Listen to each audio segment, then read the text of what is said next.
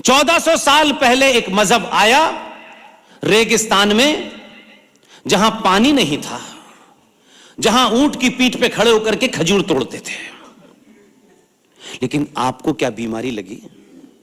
क्योंकि आप फिल्मों से देख करके नरेटिव बनाते हैं और उसी पे जीने की कोशिश करते हैं। अभी रूबल ने, शायद विशाल ने बताया कि किसी फिल्म में बताया जा रहा था मुगलई खाने, ये मुगलई बिरयानी है।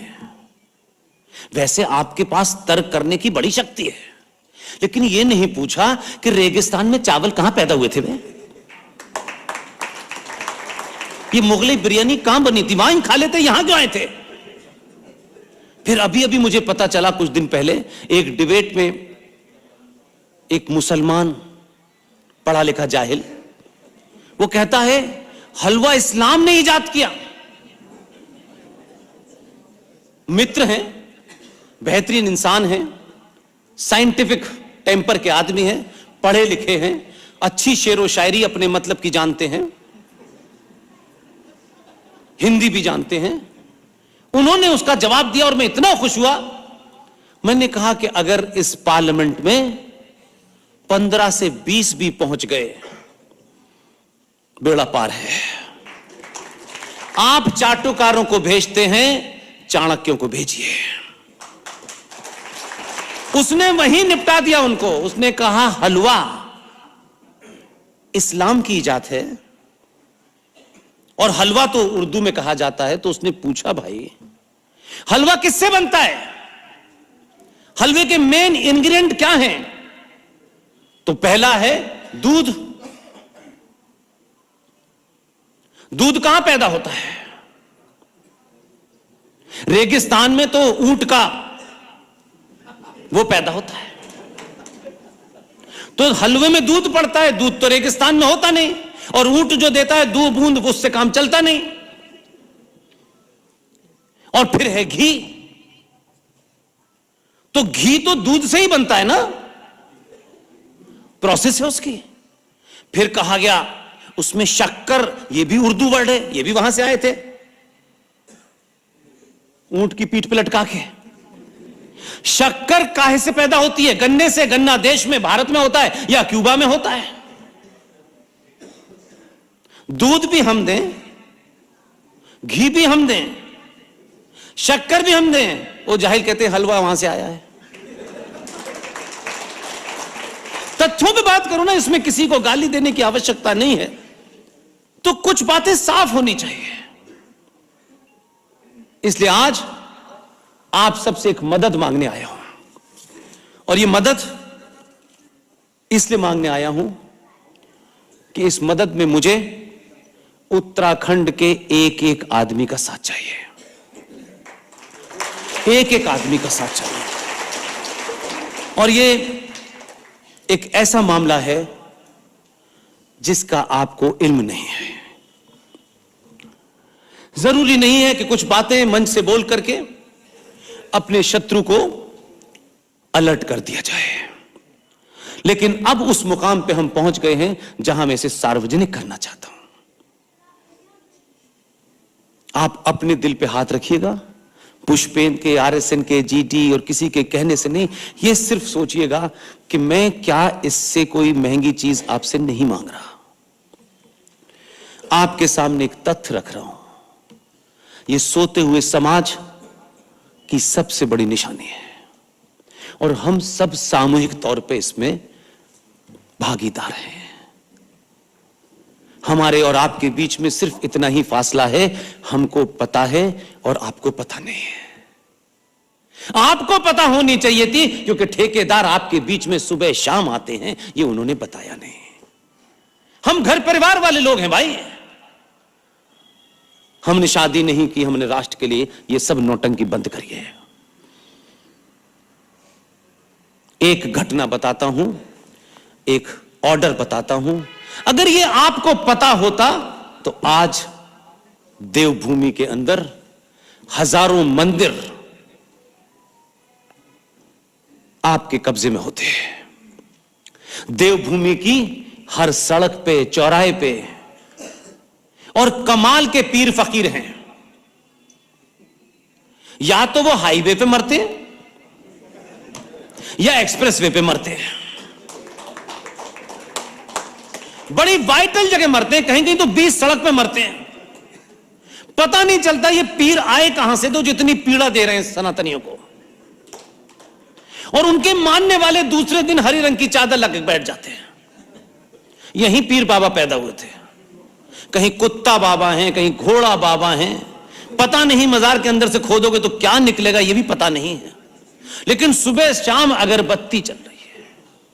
और मूर्ख सनातनी हिंदू जिसके पास वेद हैं, पुराण हैं, इतना सब कुछ होने के बाद वो मजार पे सर मारने जाता है कि बाबा ही मुझे कुछ देगा।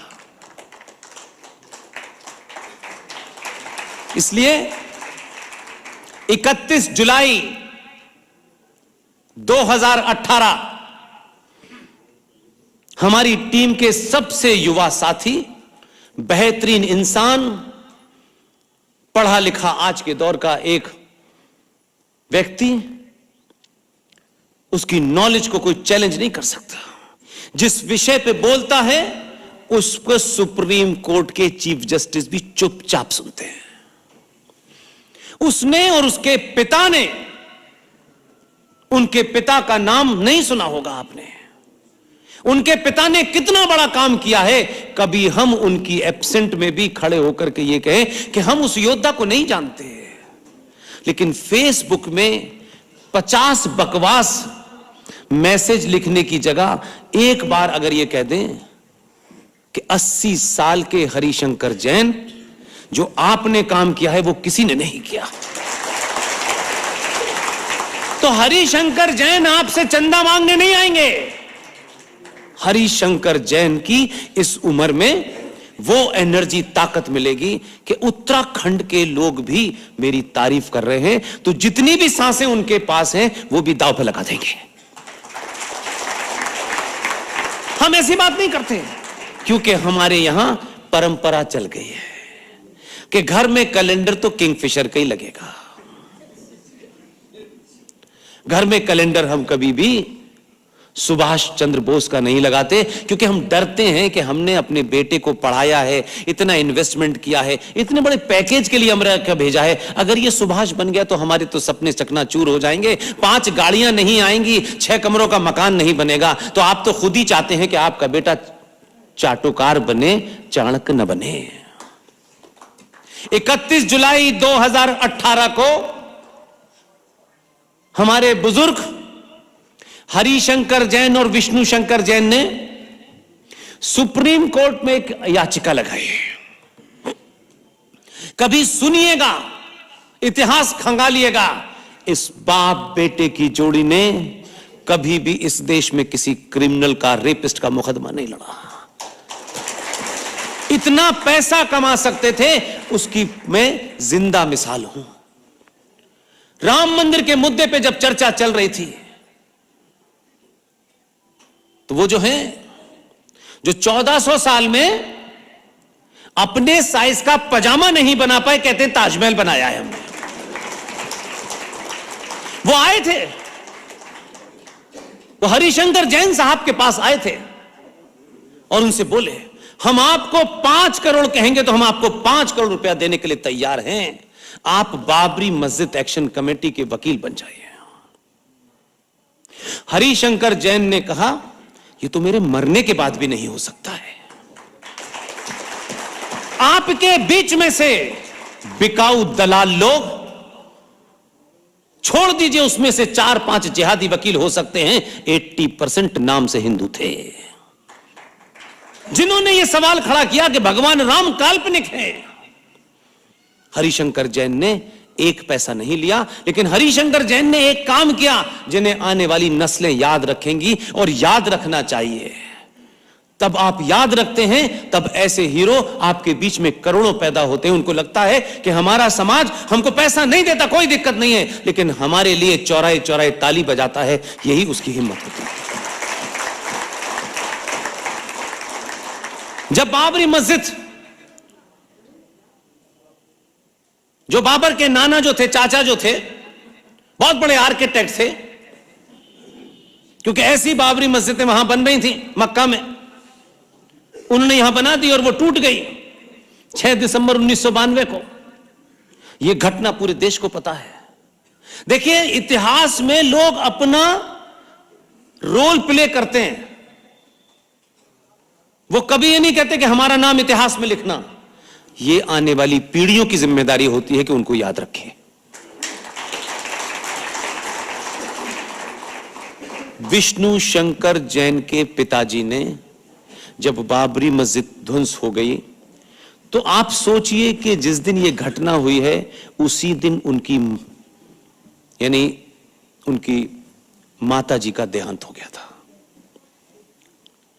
एक आदमी इंडिविजुअली कितने इमोशनल, इकोनॉमिक ट्रॉमा से निकलता होगा। लेकिन मैंने कहा यहां पर आग जिस दिन लग जाएगी उस दिन सनातनी हिंदू समाज को कोई कुछ कर नहीं सकता। विष्णु शंकर जैन के पिताजी 13वीं पूरी नहीं हुई थी उससे पहले इलाहाबाद हाईकोर्ट में पहुंचे,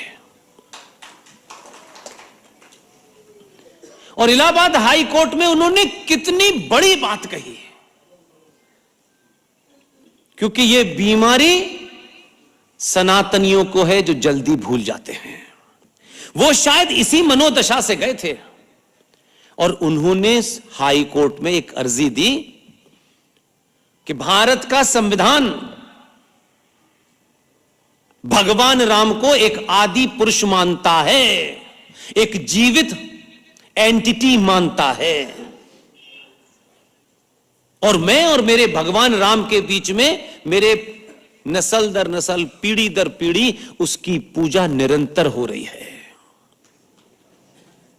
लिहाजा यह बाबरी मस्जिद किसने तोड़ी, कैसे टूटी, मुझे नहीं पता। मैं भारत का स्वतंत्र नागरिक हूं और मेरे और भगवान राम के बीच में कोई नहीं आ सकता। तब उन्होंने कहा कि मैं अनादि काल से मेरा परिवार भगवान राम की पूजा कर रहा है, मेरी पूजा में विघ्न पड़ गया है। यह स्टेट की जिम्मेदारी है, यह जुडिशरी की जिम्मेदारी है कि जब यह जुडिशरी जिस संविधान की शपथ खाती है वो लेती है, उसी संविधान के 3रे पन्ने पर भगवान राम, लक्ष्मण और सीता की तस्वीर है। तब उन्होंने कहा कि मैं अपने राम आराध्य देवता की पूजा करना चाहता हूं, और अगर इसमें विघ्न पड़ गया है तो जुडिशरी की जिम्मेदारी है कि मेरी निरंतर पूजा जारी रहे।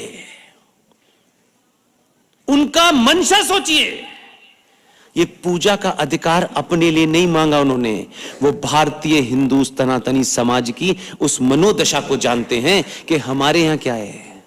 जिसे आज लोग पूछते हैं, अच्छा भगवान राम थे, सीता जी थी। जब आपके सामने से वो तस्वीरें हट जाती हैं तो धीरे धीरे नई नई तस्वीरें आती हैं, और हमारी पीढ़ी के साथ यही हुआ। हाई कोर्ट ने आदेश किया उत्तर प्रदेश सरकार को तत्काल तौर पर भगवान राम की स्थापना किसी टेंट में की जाए ताकि हरिशंकर जैन की निर्बाध तरीके से पूजा चलती रहे। अब आपको लगता होगा ये पूजा का मामला था, ये हरिशंकर जैन का तर्क था जो पूरे तौर पे कॉन्स्टिट्यूशनल था। अब याद कीजिए कि 1992 से लेकर के अब मंदिर कब बन रहा है, 22 में। कितना लंबा समय है इस कालखंड में, 20 साल। ठीक है, राम के दर्शन के लिए अयोध्या समाप्त हो चुकी होगी आपके लिए, और आप कहीं भी दर्शन कर लेंगे, और फिर कुछ सालों के बाद वहां मंदिर नहीं रहेगा। यह निरंतर पूजा रहे तो उन्होंने टेंट में राम को स्थापित करवाया और करोड़ों लोग अयोध्या जाते रहे, भगवान राम जिंदा रहे।